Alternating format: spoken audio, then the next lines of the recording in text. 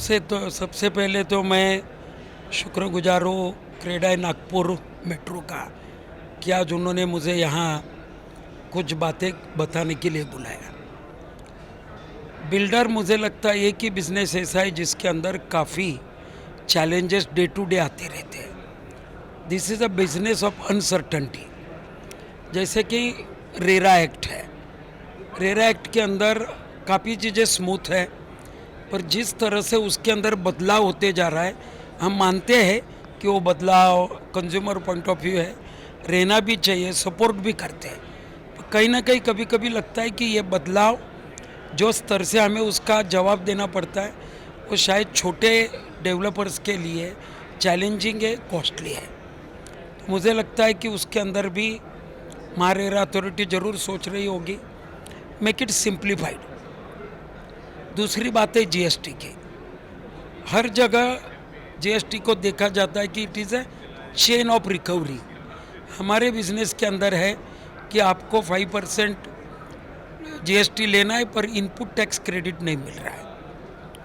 पता नहीं ये लीगली सही है, उन्होंने जो किया वो नहीं है, पर एज अ क्रेडाई नेशनल हम लोग उसके ऊपर हमेशा जीएसटी काउंसिल से बात करते हैं और शायद उससे हल निकलना चाहिए। Development of the city, Nagpur people are lucky कि वहाँ दो विजनरी जाइंट्स जिनका प्राउड पूरे महाराष्ट्र नहीं तो देश को है, वही नितिन जी गडकरी और देवेंद्र जी फडणवीस। पॉलिटिशियंस काफ़ी होते हैं, उसमें विजनरी होना ज़रूरी है। विजनरी होने के बाद इम्प्लीमेंट करने की ताकत होनी चाहिए और सबसे बड़ी चीज़ है करवा के लेने की ताकत चाहिए। ये इम्प्लीमेंट नागपुर में हो रहा है, रीजन में हो रहा है, बड़ी सिटीज़ में हो रहा है। जब मैं क्रेडाई नेशनल की या क्रेडाई महाराष्ट्र की बात करता हूँ तो बारिंग ऑल 10-12 सिटीज़ डेवलपमेंट का स्तर जो है उसका भी स्पीड यहाँ जितना है जैसे महाराष्ट्र के अंदर उतना होना चाहिए। समस्या MSEDCL को लेके भी है कि वहाँ सिंप्लीफाई प्रोसीजर होना चाहिए कनेक्शंस के लिए। चार्जेस उसके हेवी है जो कंज्यूमर के लिए भी मुश्किल पड़ती है।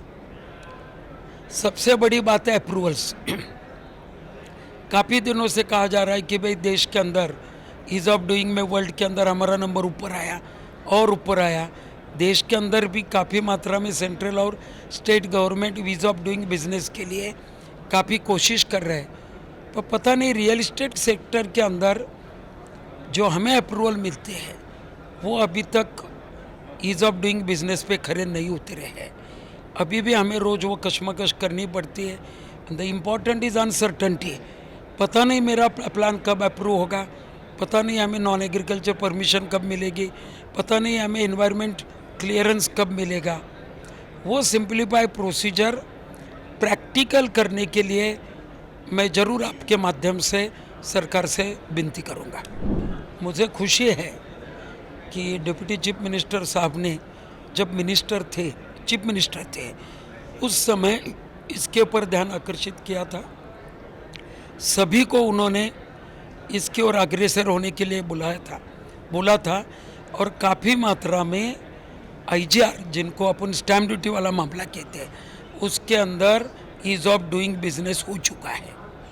जैसे कि परचेस करना हो, वैल्यू तय करना हो, रिफंड हो, वहाँ ईज़ ऑफ डूइंग बिजनेस हो चुका है। रिसेंटली डिप्टी चीफ मिनिस्टर साहब ने बोला था कि नॉन एग्रीकल्चर ऑर्डर के अंदर काफ़ी प्रॉब्लम है। उसी को भी उनके कहने से विदिन 6 मंथ्स रेवेन्यू डिपार्टमेंट ने, और रेवेन्यू मिनिस्टर को भी मैं उसका श्रेय देना चाहूँगा, उन्होंने ईज़ ऑफ डूइंग बिजनेस के हिसाब से नॉन एग्रीकल्चर ऑर्डर कलेक्टर के बजाय जहाँ आपका प्लान सैंक्शन होता है वही म्यूनसिपाल्टी में देने की व्यवस्था की है। वो सर्कुलर भी निकल चुका है, शायद इम्प्लीमेंट आने वाले दिनों में हो जाएगा। ये निश्चित है कि सरकार उसकी ओर अग्रसर है। मेरा कहना इतना ही है कि उसकी स्पीड 2 गुनी, 3 गुनी, 4 गुनी होनी चाहिए कि जिसका अल्टीमेटली बेनिफिट एंड कंज्यूमर को होने वाला है। ये आपने जो बातें कही वो उससे मैं बिल्कुल सहमत नहीं हूँ। Number 1 trust. क्रेडाई है तो भरोसा है। ये जो लिखा है तो हमने क्रेडाई के अंदर कोई भी कंज्यूमर कंप्लेंट लेके आता है तो उसके लिए कंज्यूमर रिड्रेसल फोरम बनाया हुआ है, वहाँ कंज्यूमर ने आना चाहिए। सेकंड बात है, कंपटीशन इतनी है कि अब यहाँ कोई फंसाने का किसी को कारण नहीं है। तीसरी बात है रेरा, गवर्नमेंट ने रेरा लाके, और मैं ये आपके माध्यम से बोलता हूँ, रेरा आने के लिए क्रेडाई ने, डेवलपर कम्युनिटी ने काफ़ी मेहनत की है। हम भी चाहते थे कि बिल्डर्स के अंदर संतुलन हो, शिस्त हो, उनके ऊपर भरोसा हो। जो भी आदमी फ्लैट बुक करेगा उनसे मेरी विनती रहेगी कि आप रेरा रजिस्ट्रेशन बगैर देके फ्लैट बुक मत करिए। क्रेडाई मेंबर के साथ ही फ्लैट बुक करिए, आपको डबल गारंटी मिलेगी। दूसरा सवाल है इंफ्रास्ट्रक्चर का। पूरे वर्ल्ड के अंदर इंडिया ही 140 करोड़ की आबादी लेके इंफ्रास्ट्रक्चर के अंदर सबसे ज़्यादा अग्रेसर कर रहा है। पूरा वर्ल्ड इंडिया में ही पैसा दे रहा है क्योंकि डेवलपिंग कंट्री हम लोग हैं। इंफ्रास्ट्रक्चर अग्रेसर कर रहा है। जब कहाँ इंफ्रास्ट्रक्चर होता है वहाँ रियल इस्टेट काफ़ी मात्रा में बढ़ती है। अभी मैंने 15 मिनट पहले क्रेडा चंद्रपुर के मेरे भाइयों को बोला कि आने वाले 5 साल तक आपको इस बिज़नेस के अंदर ब्राइट फ्यूचर ही देखने को मिलेगा, क्योंकि सबसे ज़्यादा जितने भी फाइनेंसर्स हैं, चाहे बैंक हो, HFC हो, बाहर के फंड हो, उन्हें इंडिया के अंदर पोटेंशियल दिखता है because of the infrastructure and urbanisation speed. Maharashtra पूरे देश में अर्बनाइज्ड सबसे बड़ा स्टेट है। शायद 1, 2, 3 में महाराष्ट्र है, बाद में शायद गुजरात, तमिलनाडु, कर्नाटक आता है। अर्बनाइजेशन के अंदर फ़ायदा है कि एम्प्लॉयमेंट अपॉर्चुनिटीज़ बढ़ती है। जब इंफ्रास्ट्रक्चर बढ़ता है तो आपका ही उदाहरण ले लो कि भाई समृद्धि मार्ग है। समृद्धि से अगर कोई बंदा 200 किलोमीटर भी जाना है तो भी सर्विस के लिए जा सकता है। तो इस तरह का इंफ्रास्ट्रक्चर एम्प्लॉयमेंट अपॉर्चुनिटी बढ़ाता है।